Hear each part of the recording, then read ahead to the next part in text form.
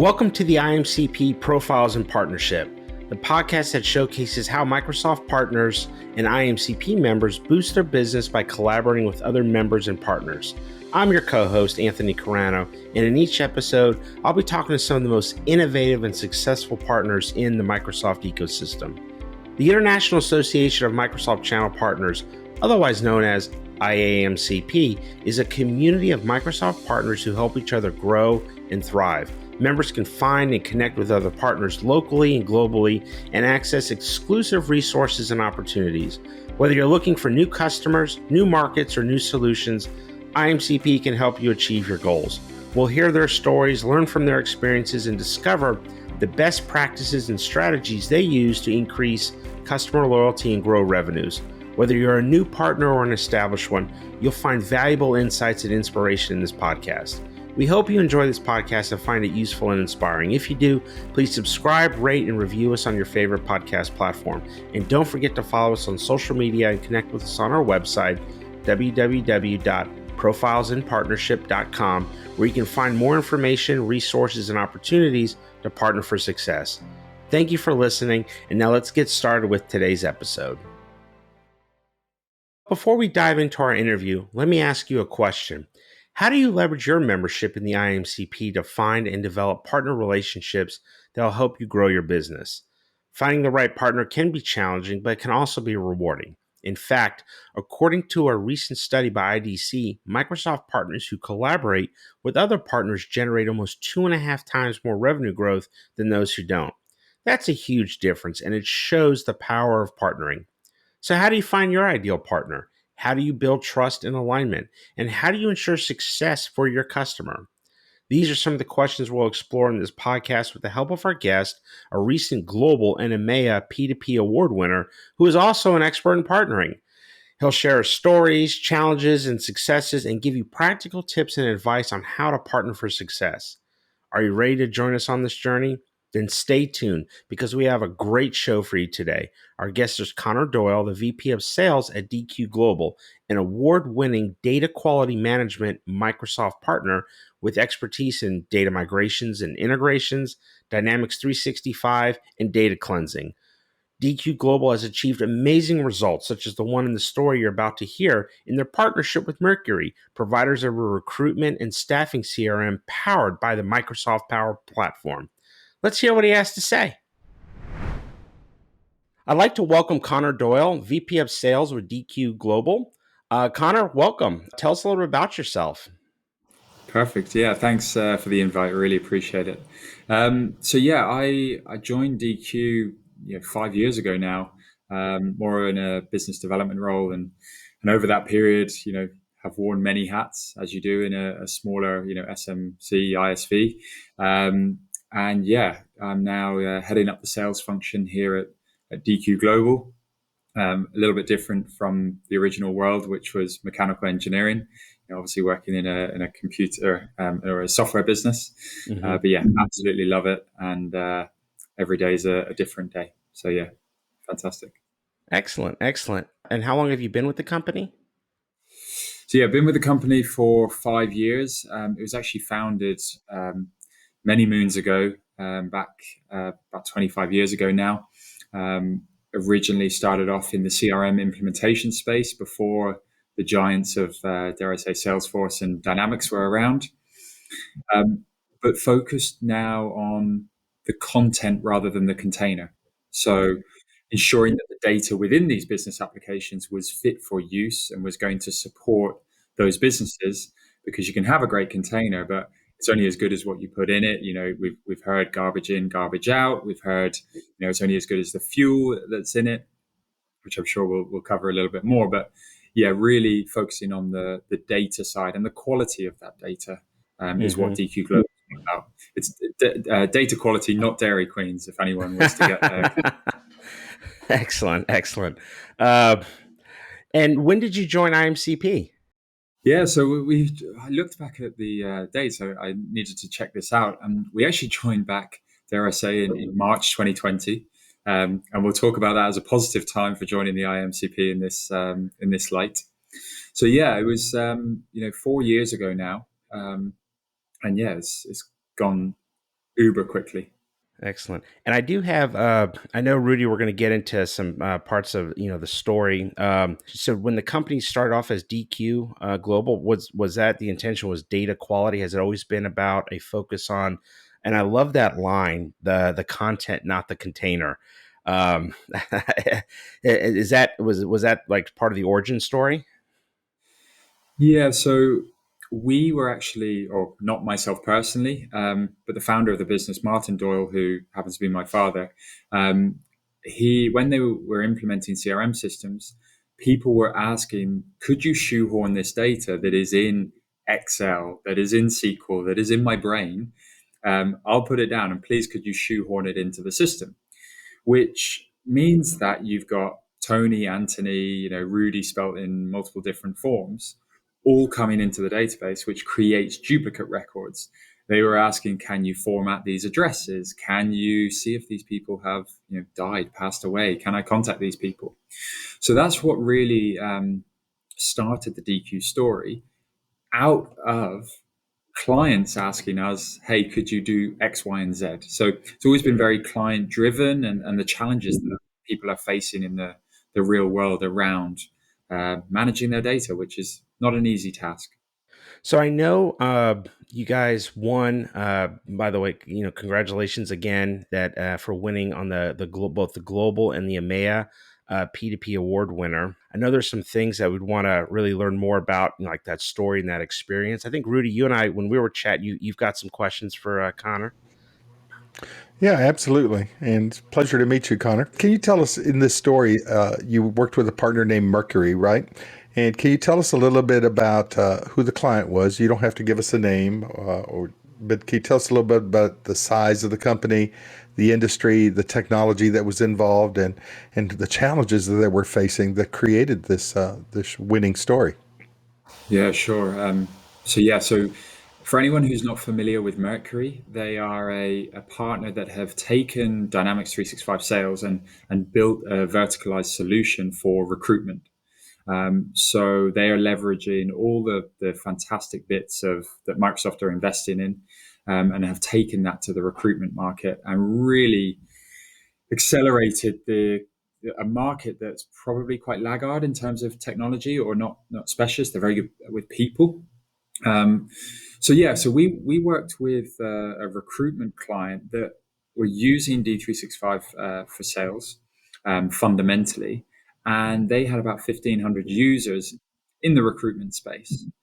And in the challenge that the client was facing was that the data was not supporting their business processes. So I kind of touched on that, but if I go into a little bit more detail, they they actually back in 2022, the business realized that data was a challenge for this recruitment client, and they said, right, what we need to do is highlight the challenge, and the users need to go and they actually need to highlight all these duplicate records and actually go and merge them.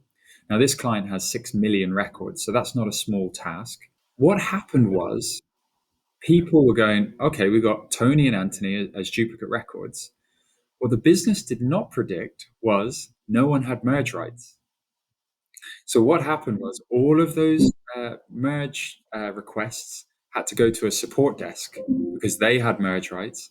And what did that mean? Merge tickets went up 4 or 5-fold and overloaded the support desk.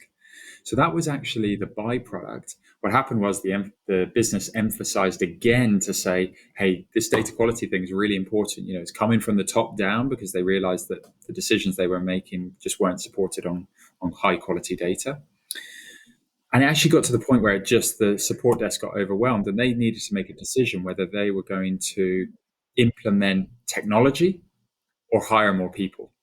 And what they ended up doing, and this is where the relationship with Mercury comes in, was us working together to put a technology in place rather than just hiring more people on the support desk to these tickets and do a very mundane, laborious job.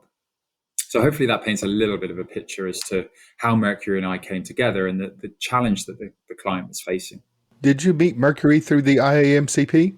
We did indeed, yeah. So we met them at there was a fantastic event held with Paul Solsky, is it? I believe, Hmm. Hmm. Yes. and he held a webinar where partners were invited, ISVs or MSPs, and they were able to come on and do a 5-minute pitch. Who are you? What's your value proposition? Who are the clients you're looking for? What problem do you solve? And what does a partnership look like? And I thought that was fantastic because he could basically come in and say, right, let's curtail this to 5 minutes because we are all the biggest advocates of our own products and services, but 5 minutes and then we're on to the next partner. And it really gave an opportunity for ISVs and partners to say, this is who we're looking for. And it's one of two ways. It's, oh my God, this is a missing service that we need to fill, or we've already got that covered, or it's not a problem for us, and it's a kind of a speed dating, no, it's not for me, I qualify out early. So I thought that was a fantastic event that was being hosted by Paul, and it just so happened that Mercury were also on that event, and we'd heard of them before, but it was a real catalyst for us to then start having some deeper conversations, as they knew that this client that they had were going through similar challenges, as well as other clients. So, how long did it take you to build that trust relationship with Mercury? I think we talk about this a lot with partnerships. Partners, it feels like a flywheel. It's quite slow to get going. Once they do get going, it's a fantastic relationship. You got to build that trust. You got to build that working relationship. So I'd be lying if I said it was overnight. But I think meeting in person, they're based in London and Birmingham, able to go and meet them in their offices after we were introduced on the speed dating, I'm calling it, with Paul, was a fantastic way to build that relationship. And I'd say, 2-3 years on, it's still a relationship that is continuing to build. They're inviting us to events. We were recently speaking about unlocking AI and how important data is in unlocking people's AI journey. So it started at its very infancy with one client and has now rolled out to 15 plus clients of theirs that we have helped. And I'd say that partnership is growing um, as a relationship, which is great to see. So a hard one to answer. It's continually growing and flourishing. Well, no, that's an excellent IAMCP story, sir. It's always good when you meet people and continuing to work at the networking that takes place through the organization and how you build those trust relationships with partners. So, thank you. That's a great story. So I was just going to add to that as well, is the fantastic job that the IAMCP do hosting events. It's okay. We met virtually there in the UK chapter. There are evening meets. There are events that get run alongside the UK chapters. So you guys do a great job at facilitating partners coming together, even when they do have those existing relationships, and helping them to flourish. That's fantastic. Yeah, I've got several questions just about around with data, and you. I was going to ask you about AI, and so you opened up that door, Connor. So, um, but before I do, I love just I was jotting down. We talked about it's like a flywheel to build trust in those working relationships. What's maybe two, maybe three things that you would give, advice that you would give any partner to kind of swing that flywheel and building that trust in those working relationships? That's the $1 million question, I That's think, it, right? to a lot of businesses. Um, Again, something I've hopefully kind of picked up on over the past few years. I wouldn't say we're experts. We're trying our very best. Someone once told me that the best thing you can do is take your own shoes off before you try and get in someone else's shoes. Mm, It's all well saying we have the best, data quality solutions for X, Y, and Z, but you got to look at what does the partner world look like? What are they juggling? There's 50 million other ISVs knocking on the door and trying to broadcast on what's in it for me, for the partner. What's in it for the partner? What's in it for the end client? And if you can get in those shoes and take yours off first, I think you have a much better chance at actually building that relationship and rapport. And I think it's timing. I think there's a huge element of timing. Not every solution is going to be perfect for every client, but I think you will eventually build a relationship where the right time will come up with the right solution, and you'll service that client. And I think that's having something in your toolbox when the right client comes along.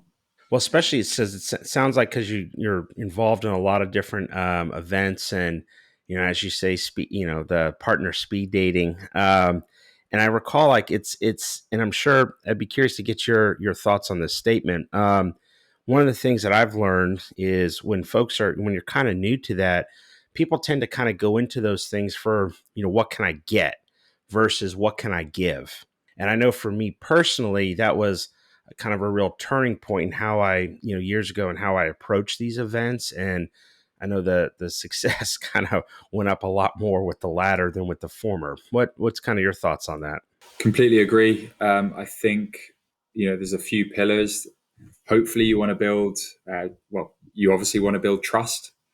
You want to be, reliable as a partner. You want to be credible, and you've got to build that over time. That doesn't just come by pinging an email saying, "Hey, we can solve this problem." It is multiple events. It's meeting people. It's saying, "Hey, we're there if you want to bounce ideas off of us." It's okay that it's not a super qualified opportunity. If we can help you out, or it will help us out in the long run. And I believe that karma will come back around eventually. That's it. Even if it's a year, 2 years, 10 years down the line, because I've seen it. With people, the founder that I was talking about still gets calls from 15 years. 15 years later, I met you at an event. Are you still in the data space? And he goes, I sure am. So here, let me talk. Let me have you talk to my son Conor here. Right? Yeah, exactly. Yeah, exactly. So yeah, hopefully that's the same. And yeah, is there anything that you've seen maybe that maybe I've missed? So golden nuggets for anyone who's listening. I think and I definitely want to get, Rudy, you're going to have a lot of perspective on this. Like I said, for me, it was just more of, it's anytime you go in, whether it's a customer engagement, a networking event, et cetera, with a mindset of how can I serve you, right? So it's that idea of what can I give rather than get, per se, because, to piggyback on your point, is, in that giving, it's, to use an agricultural metaphor, I'm sowing, I'm planting seed, right? That some day is going to, reap a harvest, 10, 20, 30 fold, down the line, versus if I go in trying to, what can I get out of this? That's a turnoff for a lot of people, right? They kind of gives them that, icky feeling. And it just comes off as very, selfish, and so it's a turnoff. So going with that latter. Rudy, how about you? I mean, that's a great question. Yeah, well, I think, one thing that I've learned, having been in the IT business for over 30 years, is you can learn an awful lot from different partners, and you have to go learn what their business is like. Because there's so many different areas, like you talked about being in CRM, your dad starting out in CRM world. That's a totally different world than application development or some of the things that I used to do for the, you're going to laugh at some of these things, but we did work for the Department of Defense. So how do you communicate tank systems on the battlefield and things like that? There's so many different things that you can do. And you have to learn what those partners' challenges are. There's technology and people challenges, and how do you solve those? And then how does that partner put the customer first? Because that's what always comes in, what makes both parties successful. So depending on which area of the business you're in, you can learn an awful lot from the partner. And then you can learn from them, and then you go, now, how do I fit in? And for both sides. And you build long lasting relationships. So I know when we started chapters 25, 30 years ago, throughout IMCP, I'm still friends with some of those people. We still do share leads together, and we talk on a regular basis. So it's about building a strong trust and learning relationship with people. Yeah. I completely agree, and you've actually really just reminded me something, something someone told me in the past few years. I asked them, and they'd been in the channel for a very long time. I said, with these partners, how are you building relationships? Who are you speaking to? I said, I'm speaking to everyone. I'm speaking to Exactly. customer success, solution architect, partner manager, the owner of the business, and trying to get a feel for how that organization operates. And they did a fantastic thing. If they're listening, they'll know who they are. They said, I go and work in their offices. I go and travel. I sit there, I have lunch with them, and then I know how they operate. And when I speak to them or call, you built that rapport, trust, credibility. And I thought that was a fantastic way, which is just expands on your point there, Rudy. Absolutely. I know one of the things I did early on, and you may recognize this little computer manufacturer here in Austin, Texas, but landing a contract with Dell. When we first landed with them, first thing I asked of Michael was, "Can I get a desk in your offices?" And Yeah. he goes, and he asked me if he could charge me rent, and and I said, "No, but let's talk a discount, and we'll work on that." But that was the one thing that my organization did. We got a desk. We got a desk in the operation, and we got to learn more about them and how we could help them. So there's things that you 100%. can do just wanting to learn about their business. 100%. 100%. Now, I know I've got several questions, about data quality, AI, I'm going to get to. But as we're talking about, we're talking about a lot of the positive, how to, building those partnerships, there's developing the relationship.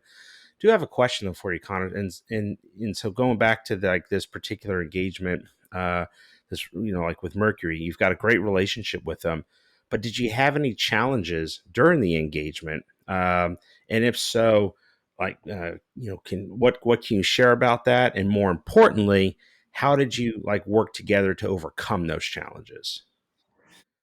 Yeah, I think with any partnership, I think there are always going to be challenges, hurdles. Um, I think there's always going to be finding your feet as well. We were just talking about it there about how does the company operate, and that could be from how they introduce you to a client. That could be how do you contract? Do you contract with a partner? Do you contract with the end user? There's always finding your feet. And I think the main thing there is around the communication method and building that relationship. If you have that open dialogue and the partner truly knows you have the client's best interest at heart, then I think you're only in for a successful partnership. Yeah, there's minutia challenges that you face on a daily basis, and you'll continue to do so as people change in partners, as people change in DQ Global. You're going to restart a relationship, or how is it working? But I think my advice out the back of that would be, um, you know, continue to work on it together and build that Hmm. relationship, and have the end client at front of mind all of the time. And I think Mercury are fantastic at that, and that's why we hopefully have a great relationship and serve clients and have a successful relationship. That's awesome. Well, I wanted to kind of ask the questions going back to about some things about data. So you really kind of piqued my interest there. Can you talk a little bit about the because obviously with all that's happening with AI and its reliance upon our data, and that ergo then the importance of data quality, and you had talked about the AI journey. Uh, I'm gonna leave it very open. Maybe talk a little bit about that. Okay, we'll see where we end up. Um, so yeah, so I guess just to kind of paint a little bit of a picture as to where we're at in AI and data. And again, I can speak on Mercury because they held a fantastic event about unlocking AI. Um, the three main pillars that we work in at DQ Global, and we help organizations who are overwhelmed when it comes to migrating, integrating, or replicating their data. So that's kind of one part, is getting their data to D365, getting their data to the cloud, getting their data somewhere that is accessible via AI and is safe, secure, etc., which is going to be a huge other podcast to talk about. So we won't go there today. The second element is once it is there, and let's say it's in Dynamics 365 or the Microsoft Business Application world, we ensure that the data, the content within the container of D365 is fit for use. So we make sure that there are no duplicate records, that the data is cleansed and up to date, etc., etc. So we've got it there. It's now clean in D365. Now, dare I say, some organizations don't run everything in Microsoft. They may even run a CRM platform. They may run, there's hundreds of thousands out there. So when data is not in the Microsoft world, you still got to cleanse it. You still got to move it. So we're now looking outside the Microsoft world, and this might be from an Excel spreadsheet to a SQL database to some Microsoft storage or AWS storage. So they're the kind of three elements we're working in. And when you're looking at readying yourself for AI, you got to look across those three elements as well as a whole other host of things. Now, Mercury invited us to speak at an event just over kind of 4 to 6 weeks ago, and it was all about unlocking AI and demystifying AI, because I think a lot of people are scared around the topic, or I wouldn't say scared. It's just kind of an unknown. And there's this thing called the Johari window. I don't know if you've ever heard of it, but maybe people look it up. It is about that window of, I don't know what I'm letting myself into. And I think AI is hugely one of those things. So Mercury was doing a fantastic job on trying to demystify that. And they talked about 6 different elements, and I'll see if I can remember them. If not, I'll put a link in. Number 1 was purpose. Why are you doing this as an organization? Why are you leveraging AI? What's the business driver? So they said, make sure you get that straight before you even embark on this journey. And I thought that was a fantastic way to get everyone on board. The second one was going to be platform. What platform are you going to put your data in? Is it going to be Mercury? Is it going to be whatever platform, in order to actually start leveraging AI? Again, a fantastic element there to be looking at, and Microsoft being one of the leaders in that space. The third part, and what we started to speak on, was data. How are you going to get your data foundations correct so that your AI is going to work? And again, I kind of keep it brief because I know we've got limited time, but we talk about the leaning tower of data. A bit like the leaning tower of data. Okay, what happens when those foundations start to turn? Well, the top of the tower is, a million miles off. You could use the analogy around golf as well. Mm-hmm. 1% off at the driver face, I'm in the rough or the other fairway, or I'm not finding my ball. So what you're trying to do is build these foundations solid so that when you have data up to information, up to decisions and wisdom, you need to build that so that it's actually, going to be a solid foundation.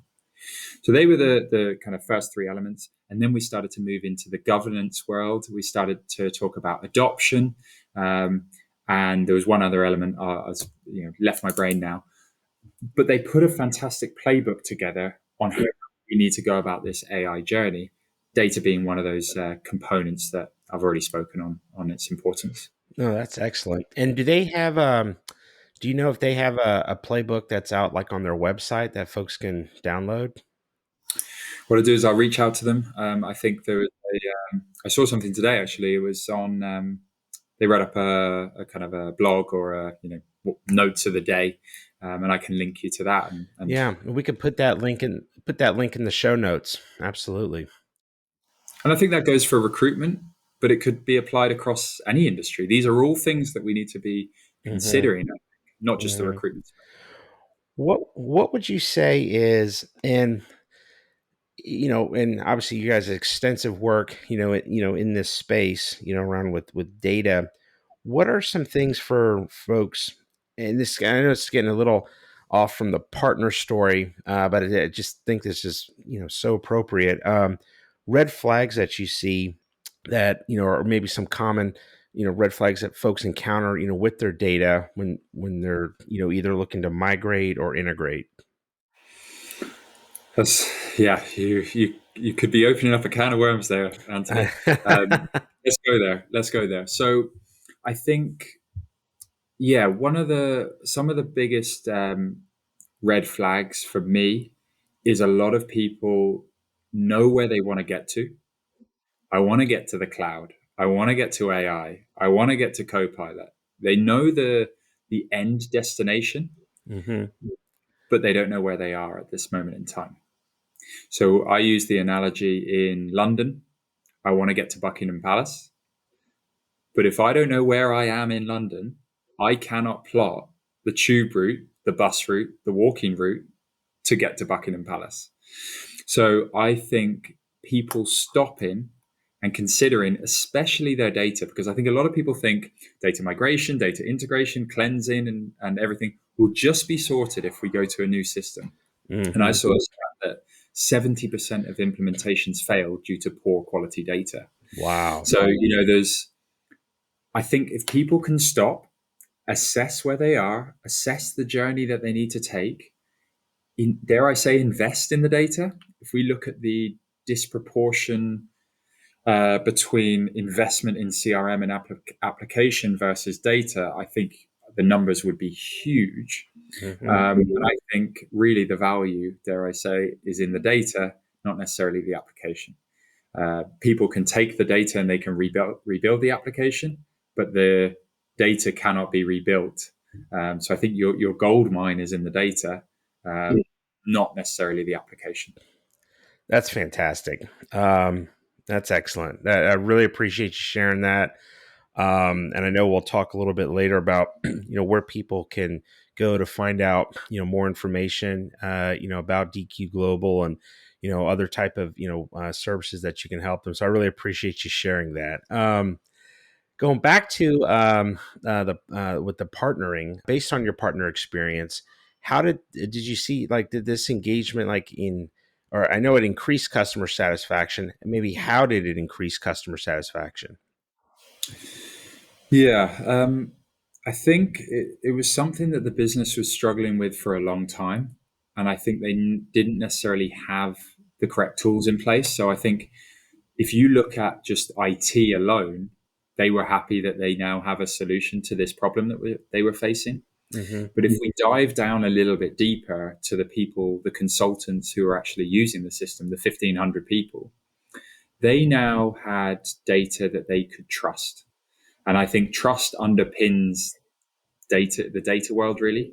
You want to go into that system and say, I trust that that person works there, that that company still exists, that that company is unique. Mm-hmm. And I think you then drive the correct behaviors in the organization. So out the back of working with this business, they had 6 million records in the system. We've removed more than 600,000 duplicates at this point in time. Wow. So we've stripped out the dead wood in their database that was just exactly the same. We've taken 5 million telephone numbers and emails, and we've validated them, formatted them, so that now they're fit for use by the consultants. So that now when a consultant logs into the system and they do a search for a candidate, they're only finding one Anthony or one Rudy. So suddenly the trust level's gone up. They're not complaining to colleagues going, hey, this data is rubbish. I'm just going to go off to LinkedIn. And quite interestingly, to kind of cap this off and round it up, the business, we've been working with them now for the past three years, and hopefully moving forward, they've actually implemented a data quality scorecard. And again, it goes back to the point I was saying about not knowing where you are. If you can start scoring your data, the records in the system, you can start to see where the data pitfalls are, and you can start to then actually engineer processes to improve the quality of that data, or actually remove it if it's not there.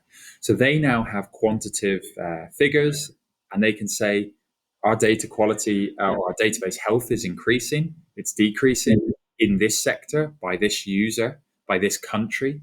And they have this most amazing Power BI dashboard that they have, a great insight into the health of the data in the system. And that's a fantastic way to get buy-in from the consultants and buy-in from senior leadership as well. Nice, nice.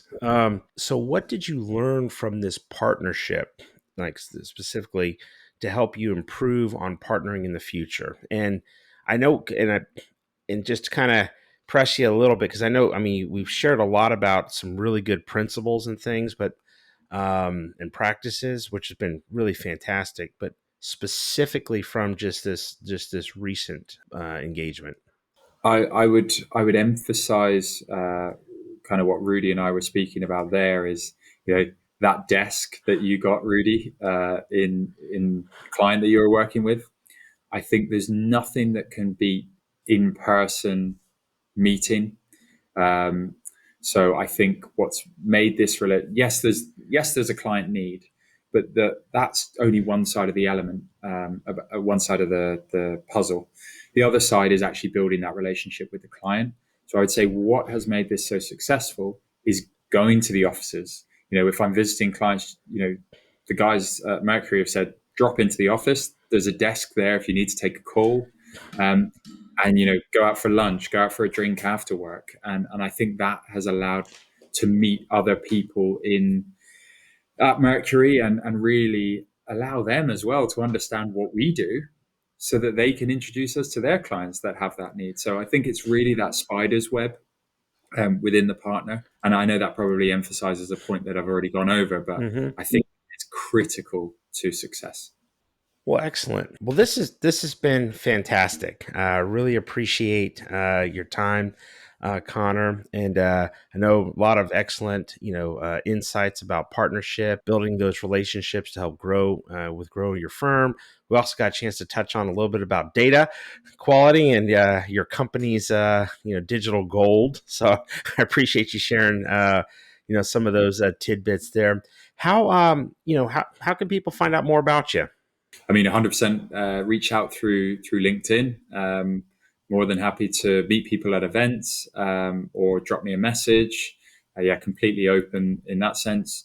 We'll be over in the US at a few events, so look out for that. Or yeah, share details. We've got obviously on our website. Feel free to get in touch. We're more than happy to have an open and honest conversation. And yeah, we're always here to talk and share ideas. Excellent. And for those that want to reach out and connect with you, I'll have your LinkedIn profile and your company web address in the show notes. And so for people who want to reach out to Connor and learn more about what they're doing and how they can help, working with DQ Global, those will be in the show notes. So Connor, once again, thank you. Appreciate you, and have a great day. Thank you so much, and I appreciate you everything you do for the IAMCP and bringing us partners together, whether that be ISV, VAR, MSP, and Microsoft. So really appreciate it, and all the work over the years. Well, that was fantastic. I really appreciate, Connor for coming on and sharing all of his really good insights. I tell you, I learned a lot, especially, he's talking about aside from like the AI and data quality. I really appreciated when he was talking about some best practices, in developing and maintaining, partners. I know, Rudy, there was like three things that stood out to me. He just talked about the importance of establishing your communication, method, and then maintaining that and having a good rhythm, with your open dialogue. But then how he just emphasized how important in the midst of all that, how it's important to always keep the client front and center, and that it's not about you, but it's about, working together to create, the most greatest possible value, for the customers. And so I really appreciated that. How about you? What did you take away from today's episode? Well, I really appreciated some comments that Connor made at the beginning of the interview, where he discussed about getting involved in the IAMCP and meeting partners through that. So sometimes you can attend, IAMCP offers a variety of different types of events, and he talked about those. And the one where he got involved in was actually something through the partner opportunity groups that we offer. And then it was kind of like a speed dating. So he had to get his pitch down. Very good. He said 5 minutes to get his pitch across. And from that, he not only was able to identify the capabilities of his company, but he was able to learn more about a potential customer as well, or a partner. And then they ended up getting together. And from there, they built that trust relationship, which took some time. And he mentioned that, but it took some time. So I think he demonstrated the value of how you get involved in some of these networking events that are run by the IMCP. And there you can learn more about another partner's business, how they do business, and then you can then discuss with them how you two of you can work together to help solve customer challenges and business challenges that can turn into revenue and customer satisfaction and just good business for you. And I really appreciated that. Yeah, that actually reminds me of one of the other points that he mentioned about, when it's really important with, building those partnerships to build trust and working on those relationships. And he talked a lot about, the importance of this line was, about taking off your own shoes before trying to get into somebody else's, and just the importance of, both empathy, but also getting a right perspective. And as you're engaging in IMCP and with these events, building these kind of relationships. And I know, Rudy, you've got extensive experience, not only just in IMCP, but in just partnering in general. What were your thoughts on that, and maybe some some things that you can share? Well, Connor reminded me, he said it a little differently from the way I used to say it. I used to call it, you have to understand the person on the other side of the desk. And understanding that. And in fact, that was actually a program that we ran here in the Austin chapter many years ago, understanding the other side, the person on the other side of the desk.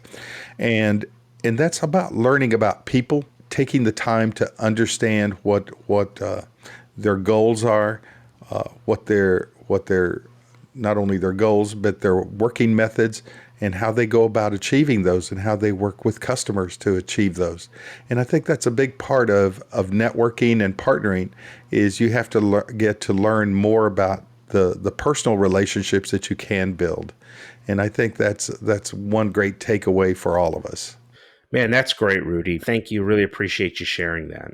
Well, I really want to thank everyone who joined us on this episode of IMCP Profiles in Partnership, powered by Dunamis Marketing. We hope you enjoyed this podcast and you find it useful and inspiring. If you did, please subscribe, rate, and review us on your favorite podcast platform. And don't forget to follow us on social media and connect with us on our website, www.iamcp.org, where you can find more information and resources and opportunities on how to partner for success. One of the best ways to partner for success is to join IAMCP, a community of Microsoft partners who help each other grow and thrive. IAMCP members can find and connect with other partners locally and globally and access exclusive resources and opportunities.